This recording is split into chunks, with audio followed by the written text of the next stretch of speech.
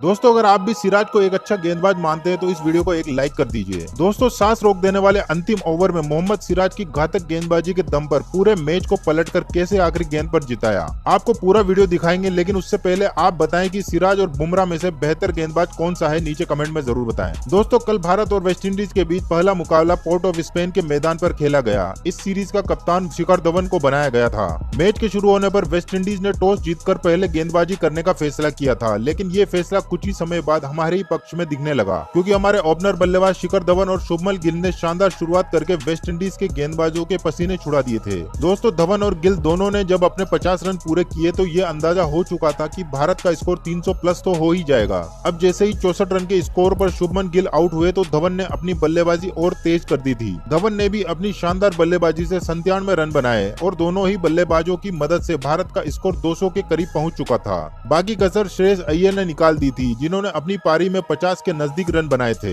हालांकि उसके बाद कोई भी भारतीय खिलाड़ी कुछ खास प्रदर्शन नहीं कर पाया। थोड़ा बहुत स्कोर दीपक हुड्डा और अक्षर पटेल ने भी बढ़ाया और भारत को 300 के पार पहुंचाने में मदद की और वेस्टइंडीज को 309 रनों का लक्ष्य दिया। लेकिन दोस्तों, एक बैटिंग पिच पर यह स्कोर छोटा नजर आ रहा था और डर था कि कहीं भारत के हाथ से ये मैच निकल न जाए, और यही डर वेस्टइंडीज के शुरुआती पारी में भी नजर आया। वेस्टइंडीज के बल्लेबाजों ने शुरुआत से ही भारतीय गेंदबाजों पर हमला बोल दिया था। हालांकि होप का विकेट बहुत ही कम स्कोर पर भारत को मिल गया था, जिसे मोहम्मद सिराज ने ही लिया था। लेकिन दो खिलाड़ी मायर्स और ब्रुक मैदान पर ऐसे जमे कि आउट होने का नाम ही नहीं लिया। इन दोनों ने मिलकर वेस्टइंडीज को 24 ओवर में 150 रनों के पार पहुंचा दिया था। अब भारत को किसी भी कंडीशन में इन दोनों बल्लेबाजों का विकेट चाहिए था। लेकिन विकेट तो छोड़ो, इन बल्लेबाजों ने भारतीय गेंदबाजों पर चौके और छक्कों की झड़ी लगा दी थी। उसके बाद आखिरकार शार्दुल ठाकुर ने भारत को शानदार सफलता दिला ही दी। ठाकुर ने 24वें ओवर में वेस्टइंडीज के धाकर बल्लेबाज ब्रुक को श्रेयस अय्यर के हाथों कैच आउट करा दिया। उसके बाद भारतीय टीम को वेस्टइंडीज के बल्लेबाजों को गिराने में ज्यादा समय नहीं लगा।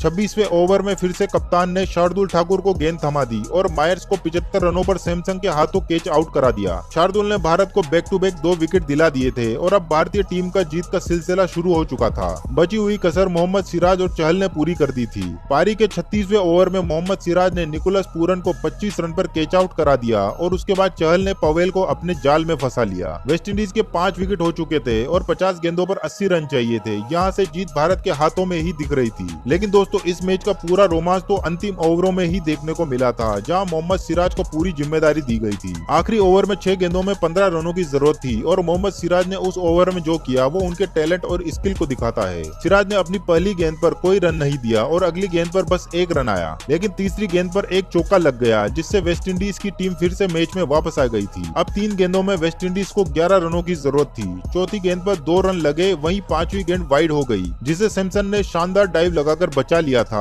5वीं गेंद पर फिर से 2 रन वेस्टइंडीज को मिल चुके थे। अब एक गेंद पर 5 रनों की जरूरत थी और सिराज ने आखिरी गेंद ऐसी घातक यॉर्कर डाली जिसे बल्लेबाज खेल ही नहीं पाया और बॉल विकेट के पीछे सैमसंग के हाथों में चली गई और भारत ये मैच 3 रनों से जीत गया था।